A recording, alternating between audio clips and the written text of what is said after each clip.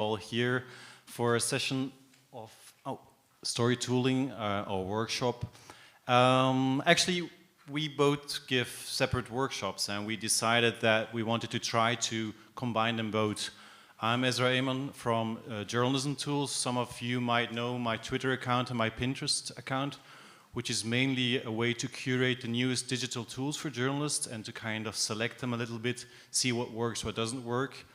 And next to me is Tim Verheyden. He's a broadcast journalist with a lot of experience in storytelling, and he just also wrote a book in Dutch about how to storytelling for journalists. So, Tim. Yes, good afternoon, everybody. Before we give you some tools, because I think that's the main thing why you're here, tools to make great stories and do great storytelling, I just want to give you some food for thought about storytelling, because I was pleased to hear that the guy from The Guardian, Alan Pilhofer, I think it was his name, that when he was speaking about how the newsroom has been changing at The Guardian, that he was still saying in his summary was, we still need great reporting, we still need great editing, and we still need great storytelling. So, some thoughts on storytelling before we go into the story tooling thing. We always have been telling stories, right? This is what we see as a story. It's a broadcast piece. It's a story. This is also a story because in the newspaper. That's always the way we have been thinking. As you can see, we chose some pictures about Ebola because that's a case where we want to work around today. Now, is this a story? This is a website, Ebola Deeply. It's all about Ebola, facts and figures and story. Is this a story? Yes, it is a story. The way we have been doing stories is immensely changing. And in my opinion, in my view, that we, in my perspective, the area where I come from, a broadcast newsroom, we should embrace this symbiosis between engineering, between storytelling, and between journalism.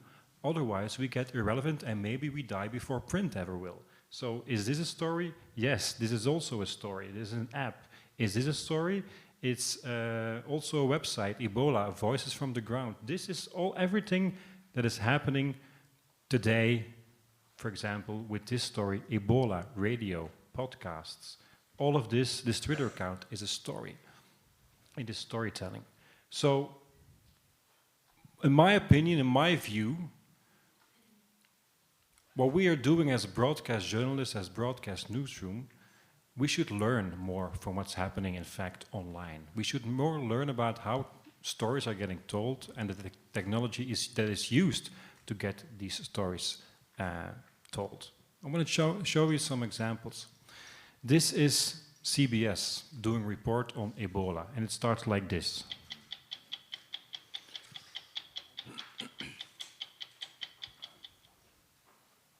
No country has been harder hit by Ebola than Liberia, a hot zone for the outbreak where more people have died from the virus than anywhere else.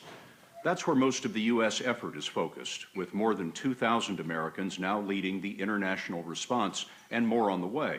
Soldiers, doctors, nurses, and relief workers who are running mobile labs, building hospitals, and treating patients. Liberia lies just north of the equator and is home to part of the last great rainforest in West Africa, where the Ebola virus thrives in tropical, humid conditions. With their hospitals overwhelmed, special centers for the sick called Ebola treatment units are being built as fast as possible. One of them is run by an American relief. And this goes on for about 30 minutes like this. This is what we do every day. Next comes a journalist who goes to the dangerous Ebola zone and talking with aid workers how bad the situation is. And we see the journalist, you should check it online, the story, nicely dressed, nicely make up. This is what we do every day in broadcast journalism. This is what we call reporting. Is this bad? No, I do it. I do it also. I'm also a host of a current affairs show in Belgium.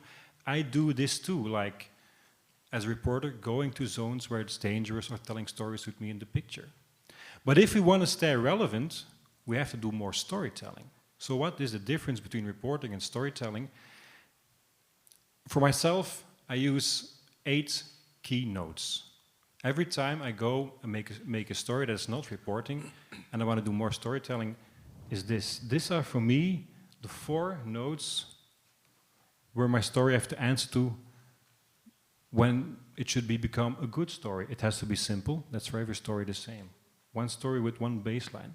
But what's very important is it also has to be emotional, real, and valuable. That is for me what we classic broadcast journalists forget mostly of the time. These 4 keywords. It has to be real, it has to be valuable. And that's the difference between reporting and storytelling for me. Simple, emotional, real, and valuable. And these are some micro-elements, the 4 C's I call them. Character and motivation, conflict, of course, connection, universal feeling. Why should I care for this story? And ongoing action.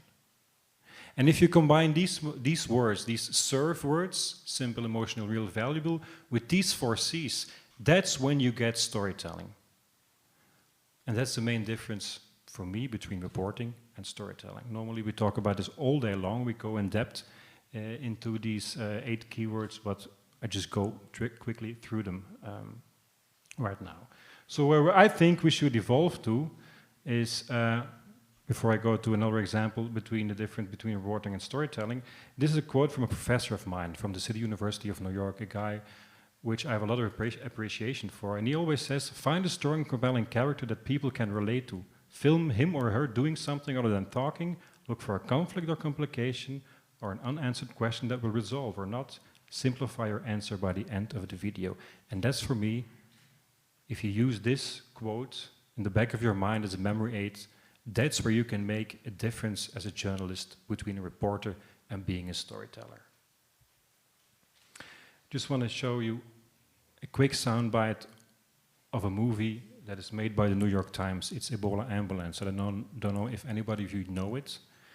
This is the same story that CBS has been telling in 60 minutes. The journalist, nicely made up, nicely dressed, go to the danger zone. This is a story that is filmed in the same area, Monrovia, Liberia, but through the eyes of a video journalist. And remember how Scott, I don't know his last name again, the host from CBS started his presentation like in this dark setting with an old boring map. Look how this story is starting.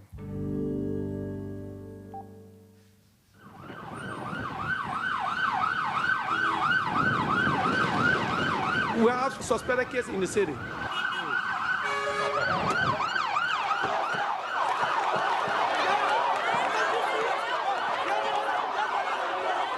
We were permitted to bring it on the road and block the road. Please stay away from the dead body. Please stay away from the dead body. We were ambulance team. The job is very, very hard.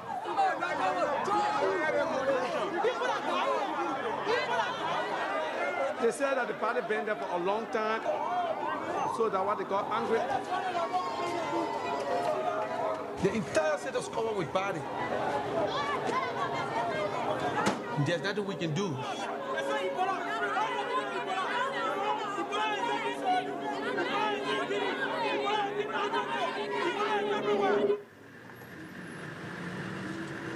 My name is Gordon Kamara. This goes on for 7 more minutes. Please look it up on the website of the New York Times Ebola Ambulance. But I stopped at the shot of the guy because I think that is the best way to tell stories, is through the eyes of one character. Because, you know, in the first story, the journalist goes out there, but it's never compelling enough. Here you see like this big worldwide team that is playing through the eyes of one person. And we follow this person throughout the whole story. That's a guy who is driving an ambulance and fighting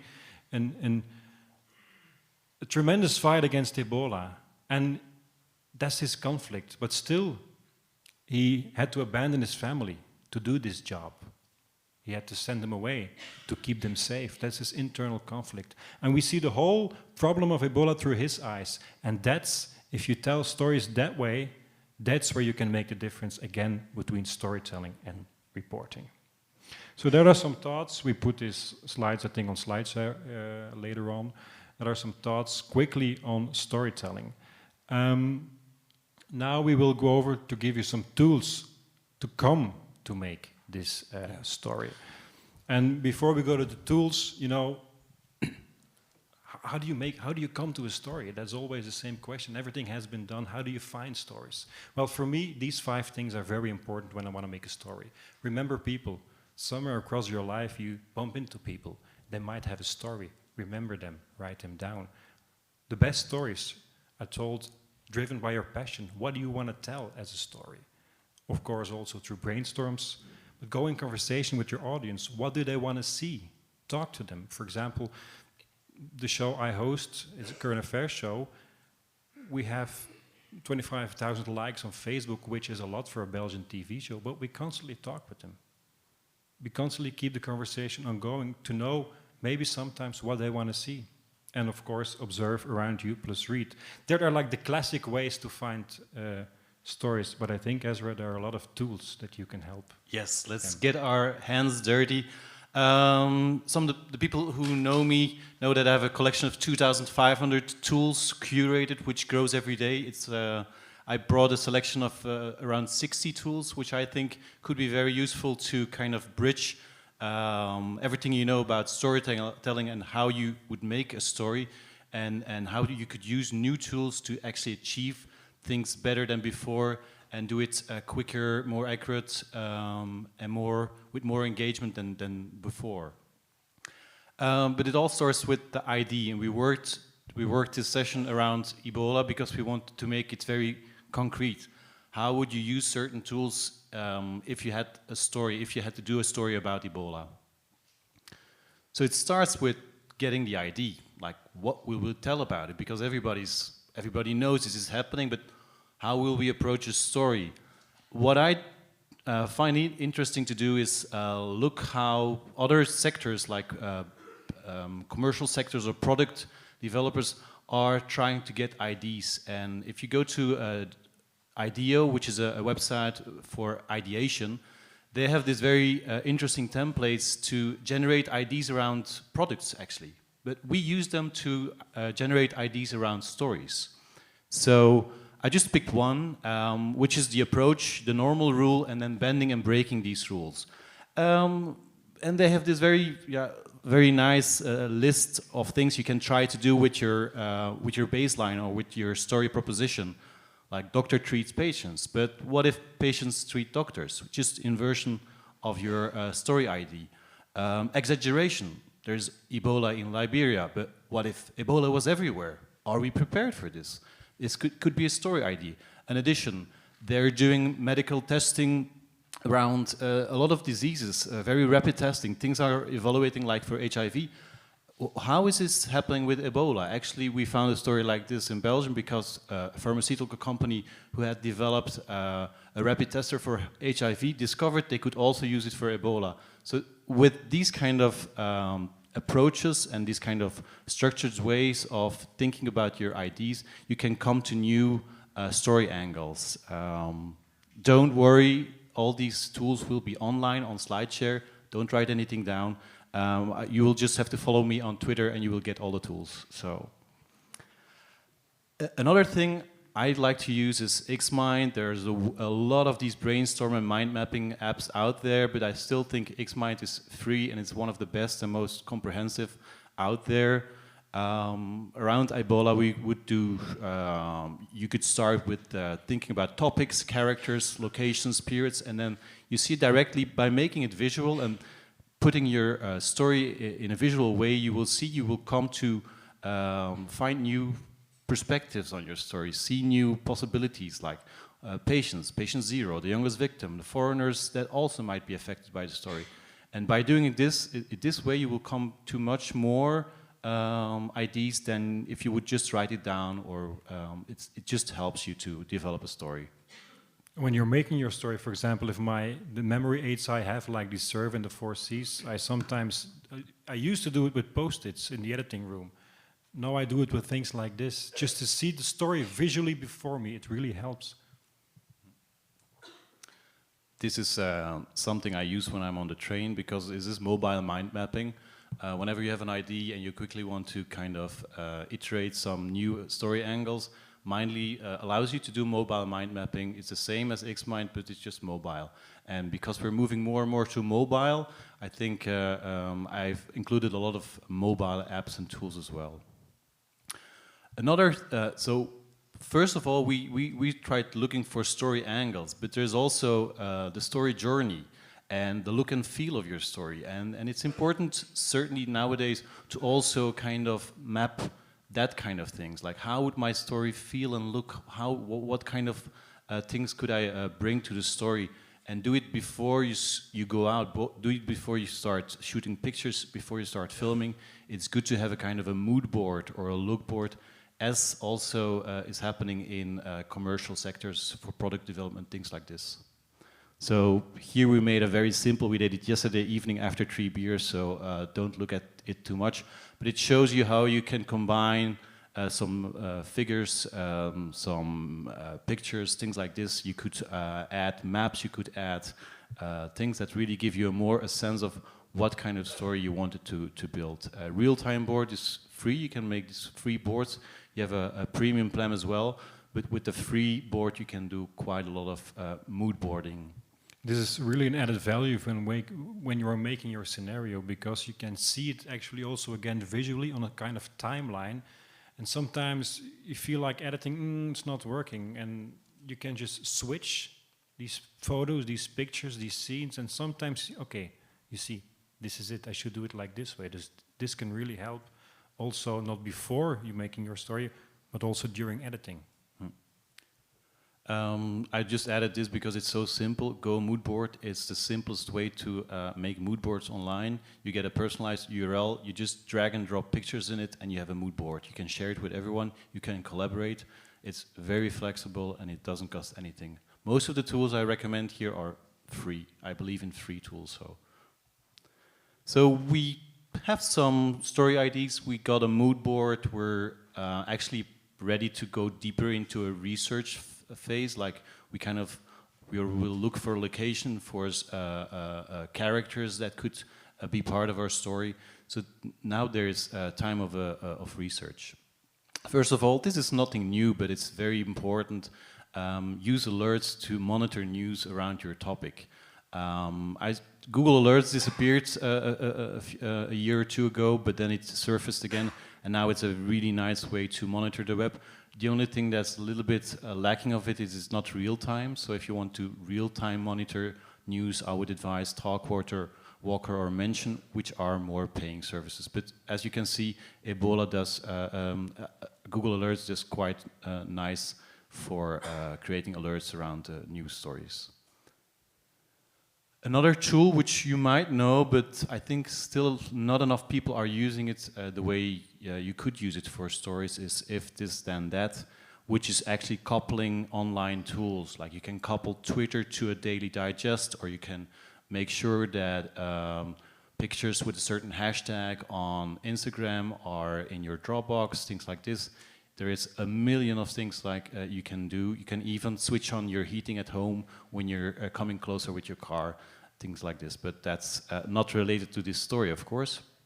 But this is a guy who tried to store tweets on Ebola by using If This Then That. So every time somebody tweeted about Ebola, it went to his Google Drive and he could see if there was an interesting story. He didn't have to monitor Twitter the whole time. He just checked it at night. Is there any interesting tweet? And he just had to, one time a day, check his Google Drive. This is also quite interesting. They added this not so long ago. Now you can see tweets by anyone in a certain area. So here we located Monrovia, and we said whenever somebody tweets in the capital, please give me a daily digest of these tweets. So every day, every morning, I get tweets about that are located in Monrovia, and I can monitor much better than before what's happening around these stories. Quickly going through another few, I'm not going to elaborate on them, but of course Feedly, most people will know it, but it's one of the best feed readers out there. If you don't know it or don't use it already, do it.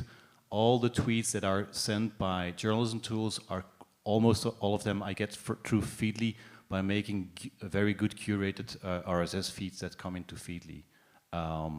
Nuzzle is another way to kind of monitor social media because it only gives you news that's shared by friends or colleagues. So it's more kind of, it's a more limited selection of news by trusted sources, your friends or your colleagues. Newsle, then again, is news about friends or colleagues. And of course, if you would add certain interesting sources, you would see that these sources are followed by Newsle. So it makes it interesting to kind of, what also happens with Twitter list, you can kind of do the same thing with Newsle in a much nicer layout. And this is, of course, across the whole web. So whenever somebody appears in an article online, they will also appear in Newsle.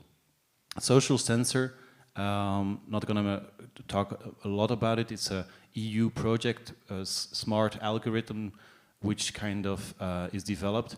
There is an app also. You should really try and test it because it allows a lot of contextual search online. You can filter news by a lot of things, location, context, hashtags, things like this, much more than is currently available on Twitter itself. But for some reason, it costs a lot to develop it and nobody uses it, so try it, certainly. Prismatic is another topic-based kind of news feed, which works very well for me. If I kind of give some interest, like Ebola could be an interest, and I also mention my connections to certain sources, it will give me very accurate news that's interesting for me. I don't get all the clutter, I get really good selection of news. I use it as well for journalism tools, but it also works on different topics.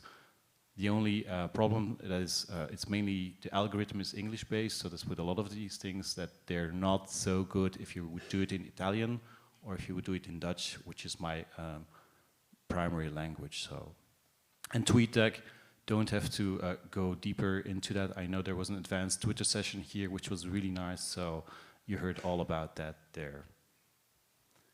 This is something new, DevCom. It's still in a beta phase, but I think it's it could be very interesting because it can track also keywords, track combination of keywords, and also visualize it throughout the world.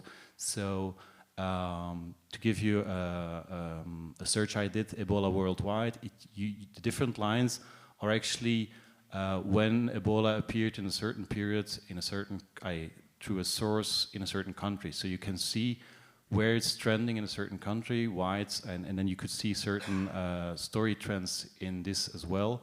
And you also get the stories and similar stories through this tool. So it's another way of looking at topics and looking at researching your, it's currently not live. We didn't do any live things because the internet here is really broken. I don't know if you guys try to tweet anything from here, but I don't have an Italian account, so I'm using the Wi-Fi. It's not really working for me. Then another thing which is currently becoming more and more important, that's working with location. Context is everything these days. Certainly if all your users and all the people are on mobile devices, I know not everybody switches on its location settings, but it's certainly a great way to research your story. Google Maps engine is a very, very fine research tool. I just made a small example yesterday evening, an Ebola case map where I would map certain areas. The one area is a safe area and the other one is an area with the latest cases. And I would also, on top of that layer, I would kind of filter hospitals, which hospitals are in certain areas. And you can really add a lot of layers and do specific research. And the nice thing is that it allows you to add own layers with information and do very location-based research. So if you haven't tried it yet, it's a very nice tool to do the research. Also when there's a disaster area, map the area, see what's included in the area. Are there any schools in the area? Are there any hospitals in the area? Is there some institution, elderly institution in the area? This tool allows you to really have a kind of a good map to do live reporting as well. Yeah, not also for long stories, but still if you're like working for like the 7 o'clock broadcast news and you're like out there in Monrovia, for example, and you have your editor on the phone, oh, can you make me a story about a guy who's driving an ambulance in the zone? Okay, what we used to do is, oh my God, who can I call now? Just go out there, take this app, you like, I'm in this area, you locate yourself, you make your zone, and you see the hospital. So it's, when it comes to time, this is really, really handy on the field also. Location, some people might know Geophidia. It allows you to do some location-based social media search. Unfortunately, this is one of the tools that's not free. They know that they have some valuable tool there and they ask a lot of money if you want to use it. But the good thing is new candidates and freer candidates are emerging. EcoSec is, they're currently still in kind of a beta phase, but they're really trying to do the same kind of thing. They kind of filter social media based on location. I know Twitter allows to do this itself, but it doesn't map it, and it's just a great asset if you can see these kind of things on a map. And something I discovered actually quite recently, because it's more a marketing tool, but actually most of these marketing tools are really great for journalism as well. It's Co Everywhere, and which is a mobile app, which allows you to kind of, I'll show it. Co Everywhere allows you to draw a map on with your finger on a map, and everything that happens within the area that you kind of circled with your finger, you will get updates from that area. So you will see the pictures, you can see the media, the tweets. You also see business updates and events. You see the deals. You see it's a marketing tool, but it's a great tool for journalism as well. And they have an online tool as well, which allows you to do some free researches. And the nice thing is they kind of work with heat mapping, which is the first time I saw this for a location-based search. So you can actually see where there are a lot of people tweeting. Certainly at a place of disaster, it's interesting to know where are people really heavily engaged with a certain hashtag. I used the search term Ebola, and I would see there's a spike between April 12 and April 15, and I get some recent pictures, and I also see where these tweets were sent in Monrovia. This could help me really potentially if I'm there to locate people and to see who's talking about Ebola in a certain neighborhood. Want to add something? No. Newspaper map is also working with location, but this is helping me to translate things. Of course, there's Google Translate, but Google Translate doesn't give me all the resources. I always have to go to a certain source, paste it in Google Translate, or use the Google Chrome Translate button. Newspaper map allows me to find sources all over the world and directly translate it for me. So it kind of maps every newspaper website that's out there. I say every, but almost every website that's out there. And it allows you to translate it to your own language. So for Liberia, yesterday I did the test and I translated it to Italian because English would be stupid because the newspaper itself is in English. But the Daily Observer is a Liberian newspaper, and I translated the latest article about Ebola in Italian. So it's a very, and of course it's not a perfect translation, but it allows you to read. I'm reading newspapers in Afghan, in Moroccan, in whatever language, just through this newspaper map. It's a very cool, nice tool. So if you don't know it already, use it. I'm almost done with my research, but I'm still looking for a good character. Of course, I kind of found some people by really looking location-based tweets and kind of, but now I found some hashtags, I found some usernames, but who are these people? How can I get a better profile of them? There are some tools that allow you to get a better profile of people or to do more elaborate online social media search. Topsy is an advanced Twitter search engine you might know. BuzzSumo allows you to find influencers and also to surface the news stories that are most shared around the topic. also allows you to monitor what your what your competition is doing actually. So you see what works for them, and you can kind of steal their ideas if that's what you're into. Mention map allows you to visually map, and I will show you how it works, visually map users and hashtags. So it kind of gives you an idea who's connected to who on Twitter. This allows you to discover new people. So you might know person X, but he's related to person Y and Z, and you didn't know that, but you will notice this and you will find this through mention map. Bio is changed is also very interesting. It allows you to monitor changes in Twitter bios. If somebody just recently changed his job, you will be notified by bio is changed. You just have to give the username, and whenever he's changing his job or his position, you will be notified, which is great for certain updates.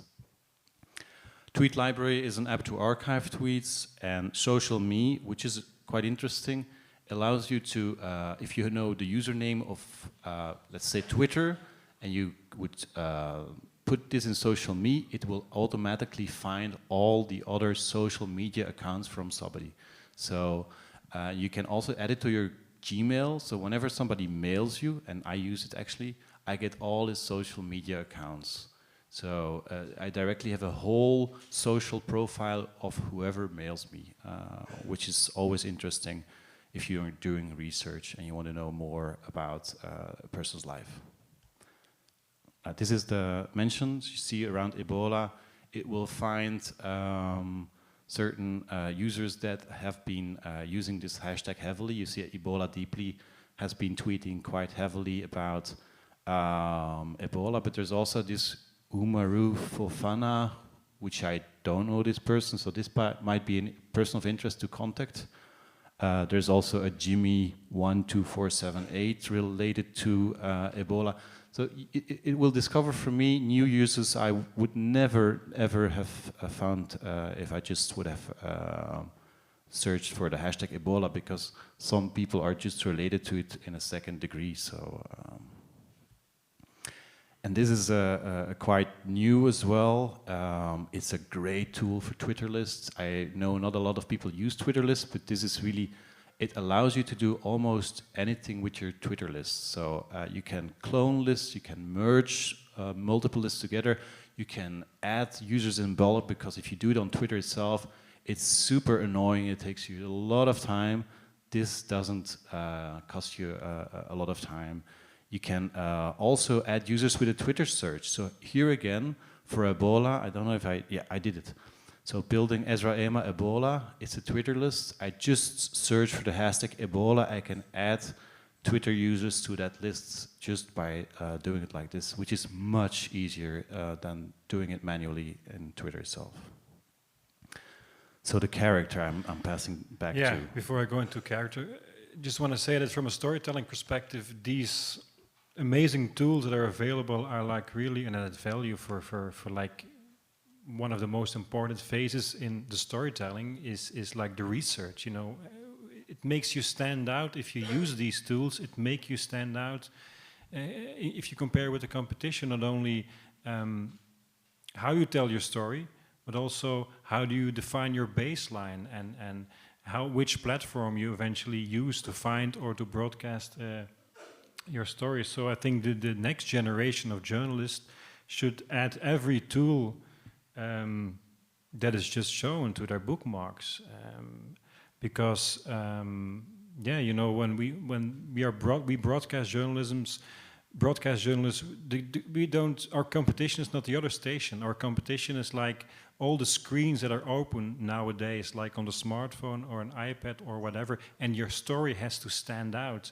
And maybe you find an original angle through these apps, not only the way you tell your story, because is the basics, because we cannot forget, we see this digital turnover, but we cannot forget that the basics of everything we do nowadays is still a story. So you might find a great baseline through these apps, but still the way you tell your story stays very important. And one of the main things that is really important, and sometimes we tend to forget that, I'm not talking about infographics, but people speak, numbers don't. So if you use these tools, please also use them to find your character, because that is what great stories is about. If you compare like the CBS 60-minute story, this is a story about a journalist going to a zone, a dangerous zone. But if you later on see the New York Times story, this is about a guy who is fighting a system, and that's also a compelling story. So I can talk a whole day about what is good storytelling, and yes, conflict is important, and plot points and whatever, but never forget a really good character. And that is what Scott Nash has to say. Character, guy to me, is the from driving Pixar. force to anything, whether it's a short story, a novel, or an animated piece. If you don't like the characters, if you don't have an affinity for the characters and some sort of connection with the characters, then the best short story, the best novel, or the best piece of animation is going to fail, in my view. You've got to connect with the characters, and you've got to spend a lot of time with those characters. That is the primary force. I mean, I could say, you have to have all the other elements. You have to have conflict. There has to be a strong plot. I tend to write things that are very sort of plot-driven. But I don't think there's three things. I think there's one thing, and it's character development, because everything comes out of that. So It's I'm a classic broadcast journalist. Of course, character is important for me. But if you go online later on and you look for Bear 71, Bear 71 is, I don't know if anybody knows it, that's a story in a wildlife park in America. And it's a story about how man is influencing wildlife in America. But it's not told through the perspective of man, it's told through the perspective of a bear. So you see, like, there are like, the timeline is an interactive documentary. It's a timeline. You see like GoPro images, point of view images through the perspective of the bear, but still you need a good character to tell your story. So that stays for me one of the basic elements in storytelling, a good character, and you can use the tools to find them. And if you find the tools, if you find a character, if you have done a lot of research, you have your baseline or whatever, then we have to go out and report. And for me, it's still mainly a video. But there are many, many, many other ways to do reporting. So I basically chose, because there's so many out of them, please go to my Pinterest page, which has a selection of, I really have these categories where I would say video or photography or audio, and only for video there are like 150 tools in my current selection, so just choosing one was quite difficult, but I'm choosing currently Filmic Pro because it's one of the easiest to use and very professional grade video app. It allows you to control a lot of settings which you need to control if you want to have professional quality with your iPhone or with your smartphone. Of course, once you have the footage, you also need to edit the footage, and again, there's plenty of nice editing tools out there, but I kind of like clips nowadays because it's a very intuitive way to edit things around. It's it kind of, yeah, you have a timeline, and then all your different fragments, you might see it, you know, like there's all your clips, you can trim them one by one, and then change on the green bar, you can change their the settings. And it's as simple as that, and you can add audio later and things like this. So for a quick and dirty edit on the field, this would work very well. And then a picture app, currently I use a lot of VSO Cam, but of course, again, there are photo apps, there's plenty of them. I just wanted to make one selection for this reporting. Do you use any of these, Tim? Have you ever already made a story just on a smartphone, or? No, I never done that. But that has to be changed, I think, because there's like tremendous opportunities. Like, for example, if you see Rob Montgomery, what he's doing with his iPhone, I think that's amazing. I think that's really amazing. And what I see that a lot of classic broadcast journalists are still not open for that kind of work, but I think we're like going there. Of course, I use VSO Cam, of course, but still, if you're out there, you're like filming your story. these opportunities are available. That's tremendous. And now when my company VRT is testing like a service system where you can like make and edit your own stories and just send them like to a central server and just go online. That's what they are testing now. So that's where we go to, I think. Then the nasty thing for most of us who work with some kind of audio, you could be a reporter who has to do a lot of interviews and you record it on your smartphone, but then you have to go back and you have to start writing it. And this audio player from your smartphone doesn't really rewind very well, so you always kind of keep repeating the same words again. Or anyway, there's lots of nice tools nowadays to make this transcribing more, more easy. First of all, there's an interviewee which has a kind of built-in transcription function, and the nice thing is this is really an interview tool. It allows you to do interviews, and while you're interviewing, you can give like tabs on the app, and it marks the audio. It kind of gives you an idea. This was an interesting quote. Oh, here's a quote. Here's a quote. Here's a quote. So afterwards, you kind of have these cues like where interesting quotes are in your audio. Certainly nice if you're doing very long interviews. Transcribe is an online tool. It's not an app, but it's a nice online tool which kind of allows to upload audio or video fragments, and it kind of with a space bar you can just start and stop. But the nice thing is it always rewinds a little bit, so whenever you stop, it picks in at the point you left off. So you can hear, type, and it rewinds just to the point where you kind of lost track of the audio, which helps. And of course, it's directly a Word doc. You can kind of put time codes, stamps with these kind of tools. So it's an easy tool to work with if you transcribe. And something I haven't tried yet, but I got a mail this week. I think the guy knew that I was coming here. It's a French journalist who developed a transcribing app himself.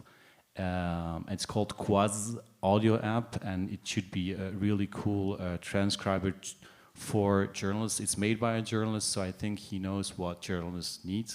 But this one I didn't try myself, so try it and let me know if it works for you. Well, what I think is really important that you can go to the next slide if you want. What really is important. Yes, we can use these tools, and yes, we can film with our iPhone. But as a storyteller, I think it's very important that if you use these kinds of materials, it should be an added value to how you tell the story. Because, for example, if you see what RTE Ireland is doing, it's a local TV channel, and there is a clip from them, Dublin Dockers, and it's a broadcast story, 2-minute piece. And if I show it to some students or people who I give workshops to, and I say, can you tell me something about this story? And it's like, no, what? It's filmed with an iPhone, but you never, ever see it. So, great, wow, Apple, you can actually make phones that have a camera that is with broadcast quality. But the material you use, the iPhone you use, is never an added value to the way you tell your story. So you have to, if you use like an iPhone, try to challenge yourself to report in a more involving way. For example, Ollie Lambert is a British video journalist, ollielambert.com. You should go and check out his website. He was in Syria during a bombardment over there. And he was there like a video journalist, and the Wi-Fi is not working, otherwise I would love to show it, but he was there as a one-man band. And later on, it's like giving, his voiceover is like giving commentary on his rushes. It's like you see a football game, and like you hear like the journalist, blah, blah, blah, this is happening. And the way he is telling his story, the way the camera is like his arm, is like an extension of himself. That is when you get an added value to reporting. If you use the material you film it to tell a more compelling story. So yes, these tools are great, but still use them to challenge yourself as a journalist. So we researched our story, we went out reporting, and now it's the time to to storytell, and I limited myself here to storytelling, although I know that news is evolving and there's much more these days than storytelling alone. But for the sake of keeping our story tooling as a whole, we just focus on storytelling here. I've some ground rules for selecting these storytelling tools. 4 must-haves for storytelling tools. A good tool attracts attention and it raises interest for the subject and adds value. If you don't add value with your technical tool, it's just a waste of my time, and it's just don't bother me with just technicalities. It has to add value to the story. It has to engage you as a reader to stay longer on the page, to dig deeper, and to share the story. So before you start using all these nice tools, check these things. Will this make my story more engaging? Will it keep my readers longer on the page? And of course, you will have to measure this afterwards as well to see if it worked or not. So there's so many tools out there. How do I select them? What are the kind of criteria I could use to select these things? First of all, look at your story elements. Identify the elements of your story. Which one do you want to highlight? Is it about a time, a place, a person? Do I want to work with sound? Do I want to work with images? Does it have something to do with relationships or with the data in the story? So these map them and make a selection of which story elements you want to highlight. Then something Tim already said, think about form and function. Form should never be more important than the function it has in the story. So make sure the form of your tool follows the function it has and not the other way around. Don't distract, add value. So that's a basic rule. Platform, more and more important. Consider the platform your readers will use. Are they web-based? Are they mobile? Do they use touch devices? Because some of these tools have like technical limitations, and it's really stupid if you're blocking your user with kind of stupid things that don't work on their mobile phone or that's just not touch ready when they're using it on a tablet. Think about the level of interaction. We're so used to be a medium that pushes a lot of our content from us to the masses, but there are a lot of other ways to interact and engage with your users. Don't only push, but you might also ask questions and pull them into your story, or allow conversation, ask for interaction. Is it a live story or not? Is it single or multi-user? Can we engage with a lot of people together in this story? And then 2 more practical things to think about when you select a tool. How much time do I have to build this? Do I need to build this in 5 minutes, or do I have like 5 months to? Will I make the new snow falling with my team of 50 people, or is it just me, myself, and I in Liberia, and I have to do it on my smartphone? So 10 minutes or 10 months, that might. And how much skill do I need to use these tools? Very important as well, because as you know, a lot of newsrooms working on 2 different speed sets these days. There are the geeks who know everything, and there's a lot of people who are just barely trying to keep up with the pace. So know about this as well. And then price. Check the price tag. Some of these tools are free. Most of the tools I recommend are free, but not all of them are. And some work with subscriptions. Some you just have to buy. This depends, again, on the scale of your newsroom and the value they add to your product. So I had again to select certain tools for the storytelling. None of them are really broadcast-based. I really looked for digital tools that might be interesting. Some of them are not new at all, but they're just interesting to discover if you're not yet made something, because they're very easy to use. They're very low. They have a low threshold to start with. So please try and use exposure if you want to do something nice with picture stories. It's a very nice, immersive way of building picture stories. Storyform, which is a really nice WordPress plugin, completely free. They kind of stopped the idea that they would charge something for this. So it's a free plugin for WordPress, and it allows you to do exactly the same as the snowfalling team of New York Times did years ago, only this time it's free, it doesn't cost you anything. So it's a nice plugin to try and make your story more filmic, more engaging.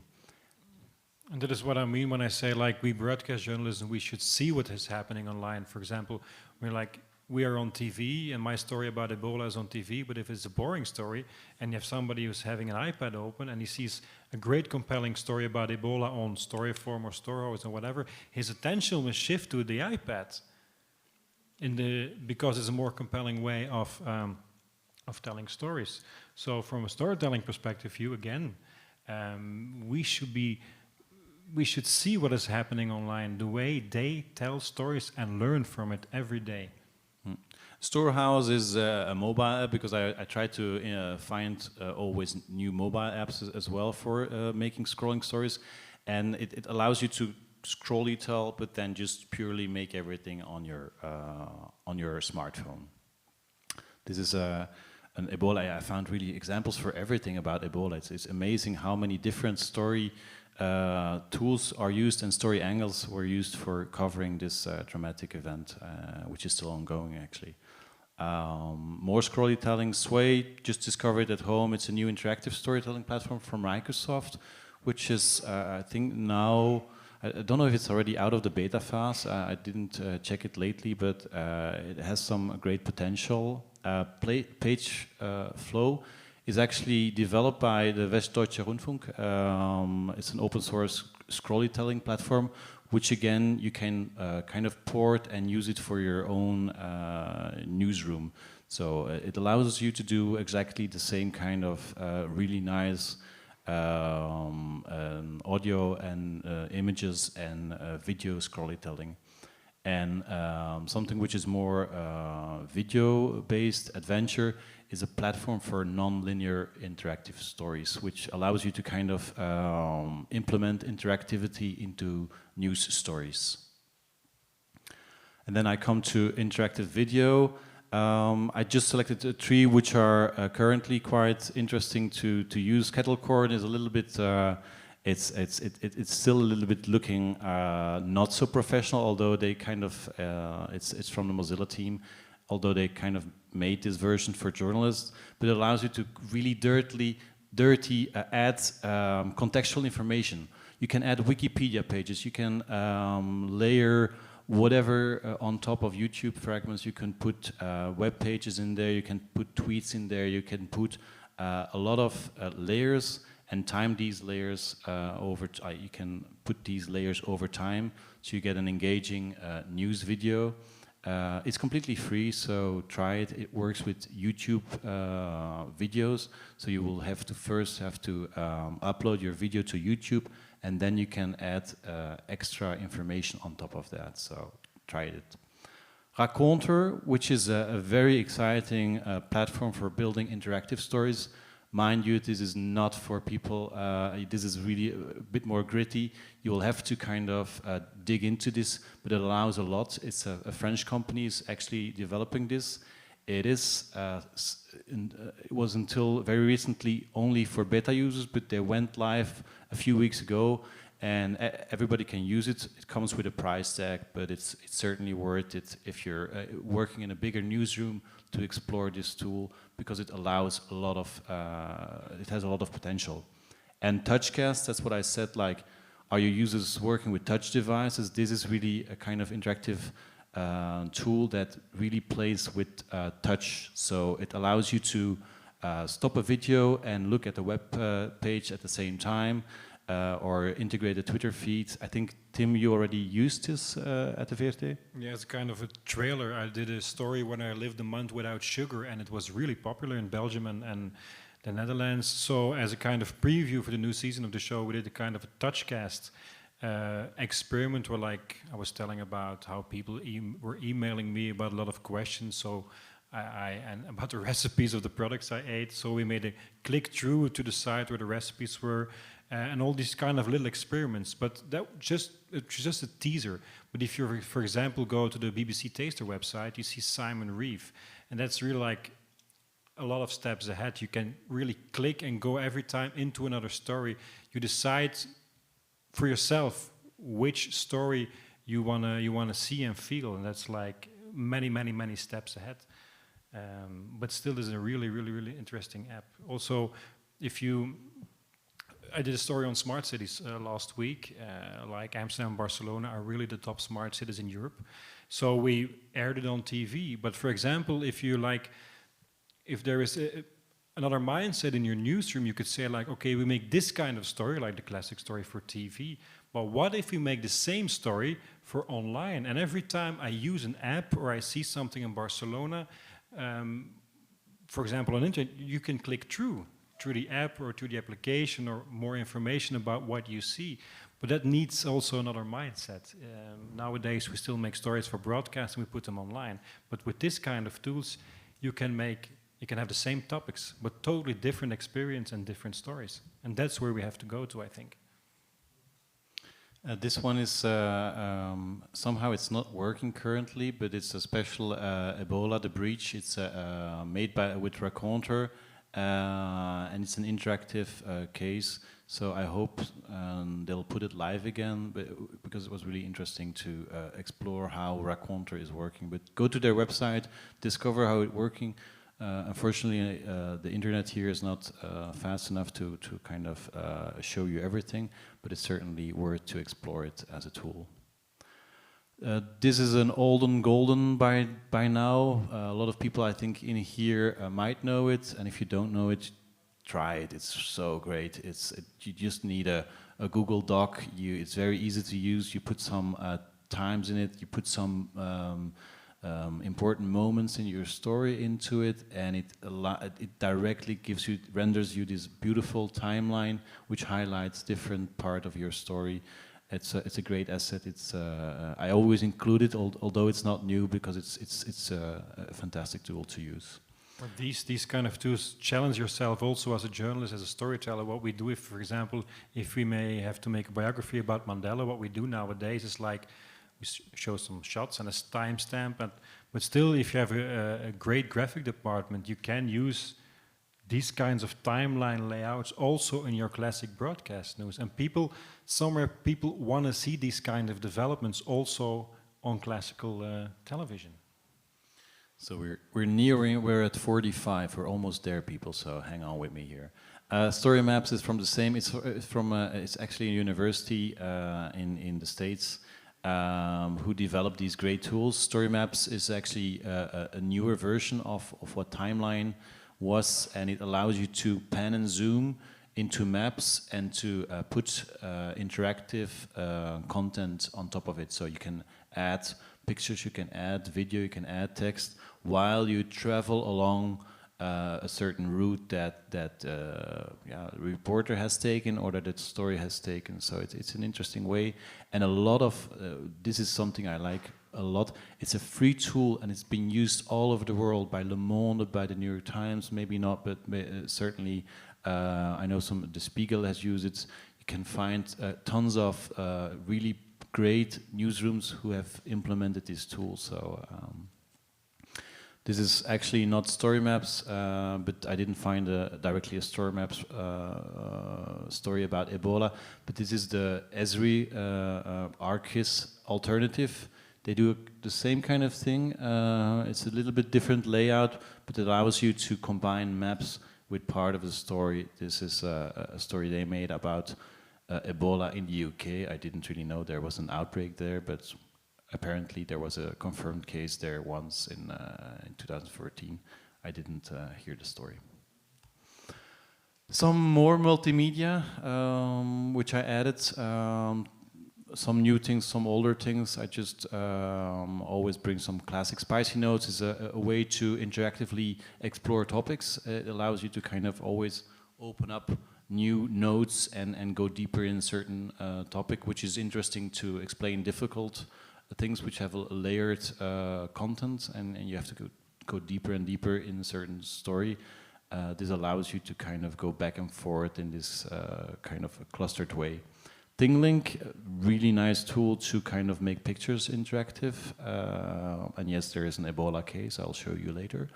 MatterMap is a way to kind of map issues interactively, and this is interesting because it allows interactivity and commons, so you can go and kind of organize discussions visually. You can have different opinions around a certain topic and then cluster them. Say like, these people were thinking this, these people are thinking that, that's another opinion. So you see visually how a discussion is evolving.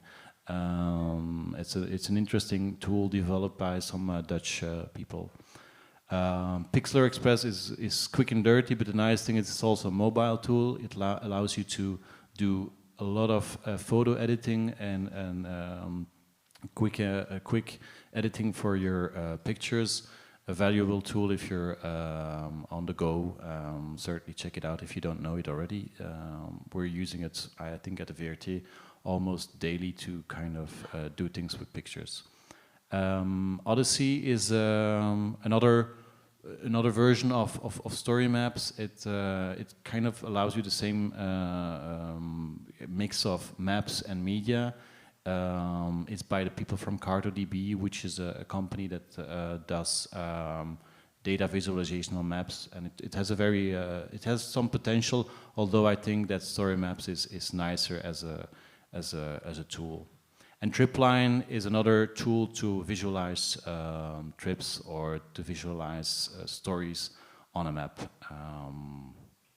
This is the Ting link, which I think was published, I don't know, I think this is from Medicines, what is that, what's it in, Without Borders, Doctors Without Borders, yeah, I think so. They use this.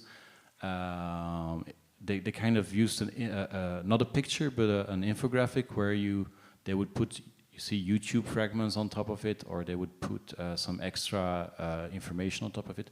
But I kind of liked the fact that they didn't need heavy development. They just combined a nice picture with the functionality of ThingLink, which is very nicely done of them. Okay. A few more, and then we're wrapping up. I'll give you some basic tool tips as well, and then we still have time for some Q&As about storytelling or tools you're looking for. And if I have, I don't know them all by heart, but I might be able to help you. JamSnap is a way to add sound to pictures, which is nice to put an extra layer on top of your pictures. Storyfy, I think you know, it's a way to build stream of stories with online content. It allows you to cluster and collect and curate a story around a certain topic, and to again broadcast this story to your users. Twitshot is a very simple button. You can kind of install it to your Twitter account, and it automates pictures for your tweets. So whenever it has you tweet a link, it will find pictures that go with it. So it automates the process of finding pictures online for your tweets.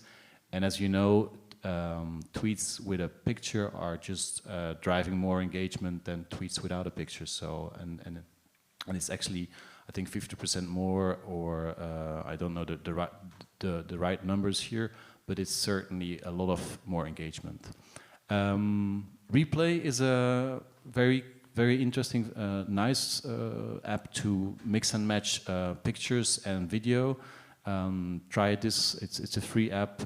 You have to buy in certain features, but it has a very nice way of editing stories. Google Cardboard is something that's evolving at this moment. It has a free API to make virtual reality stories, but you need to be a bit more technical to develop this one. And CartoDB, that's the one I talked about, which is a great way to visualize data on maps. As you can see here, they kind of visualized Twitter activity around the hashtag Ebola and where it happened, and it's certainly, and this is actually, it looks very nice and it's not so difficult to build. So if you want to explore this, go to the website of CartoDB. They have a very good tutorial to go with it. So I am almost finished. I have some things about sound, because I think most people forget audio. Sound side is a way to seamlessly integrate audio for text, and what it does is that you don't have to leave a page to actually listen to sound fragments. So you click on this little play button and it plays the sound within the text without you have to starting a player, without you have to leave the page. I saw very nice things with this. There is a very beautiful story done about jazz, I think by the New York Times even, where they kind of integrated this kind of audio player and you could listen to the music that they were describing. So every time you were reading about a certain jazz musician, you could also listen to fragments while never leaving the text. This one is, I actually used it this morning to kind of promote this workshop. It allows you to post your voice on Twitter, so it's just with a stupid button. You record whatever you want to say and you say tweet and it's out there and people can listen to your voice on Twitter. You don't have to leave Twitter itself. So this is a great tool for audio reporters who are working in the field, quickly want to give a quote on Twitter, quickly want to do a Q&A on Twitter and send it out. So it's quite new, so it's certainly interesting to use once. For those who want to make podcasts on the go, Opinion is, I would say, the ultimate podcast app nowadays to make podcasts on your mobile phone. So if you know that podcasts are becoming more and more popular, this is certainly one I would recommend you try. So of course there's a podcast about Ebola as well. By now I think we saw a lot of different examples of how a story can be interpreted in different ways. So yeah, there are a lot of tools to tell your story. You just have to find the right tool for your story. But never let's forget that the basics of all is still a story, and a story that has to be simple. Like I said earlier, simple, real people with real emotions, and valuable for the viewer. And you have to look for your 4 C's: conflict, character, universal connection. What's in it for me? The way you tell your story on TV or online. Why should I, as a viewer or reader, see or read this story and an ongoing action, like an internal ongoing action or a road movie? These kind of elements make a story a great story. Okay, and that's the last 3. Infogram for simple infographics. Then a visual for if you want to go a little bit deeper into infographics. It's a free tool and it allows you a lot of tweaking, and actually it's very easy to use, but it allows you to kind of change everything and afterwards to embed it as an interactive infographic or as just as a JPEG. Very nice, very flexible tool. And again, a mobile tool for making data visualizations. Not so many mobile tools out there actually to quickly and dirty make some infographics. But this one allows you to do it very quickly and tweet it again or post it to your social media. So again, if you're on the field and you quickly want to do some streets interviews and some polling and you want to send this poll on your Twitter account, this would allow you to do so. And that's it, 63 tools. I hope at least some of them are useful for you, and if not, please let me know what you're looking for, because I have a treasure full of tools and there's always some tool I can recommend you for your job. So please follow me on Twitter and write me a mail, whatever. There's also a story journalism tools Google Plus community where journalists are discussing tools with each other, recommending tools to each other, and kind of coming with their story ideas and say like, oh, I'm having this story idea, really would like to have a tool that does this and this. So there people kind of engage with each other and recommend tools to each other, which I think is even more valuable because then it comes from a community. So come and join us at the Google Plus community. Before I leave you to your questions, some simple rules for tools. Tim gave you some basic rules for storytelling. I have some basic rules for tools. Pick your tools, keep it simple, choose a tool that suits your workflow, stick to it, be consequent. Don't change every day to another tool, you will get crazy. Trust me, I do it, I change every day, I get crazy. And get to know your tools, learn the shortcuts, read the fucking manual. Because there's a lot more to do with, a lot of people don't know Twitter enough, and the session today kind of learned that there's so much more to do with the tool than you realize, so read the Fokker manual. And the 80-20 rule is like, focus on what works for you, make a selection of 10 tools. I say always 10 because that's a nice number, to do 80% of your work, and be open for new things and experiments, dare to experiments in 20% of your work with new tools. So this is kind of a healthy balance of, so don't start using all these 60 tools at once, you will get crazy, trust me. Try to do it this way. So, need more tools?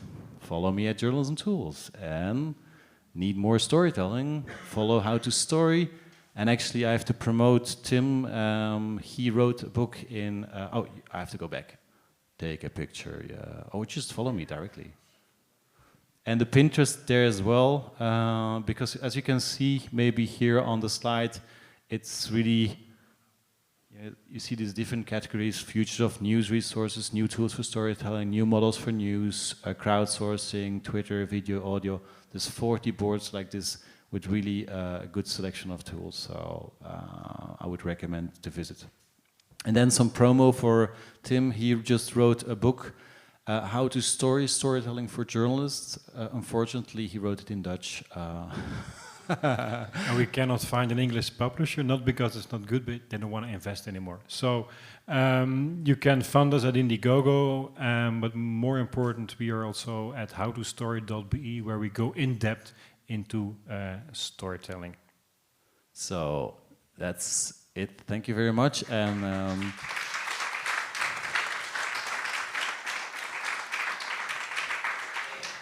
if you have specific questions, you can ask me right now, or you can talk to us later, and I'm glad to help you with your projects and with your tool questions, and I think the same for Tim. Yes. Are there any questions?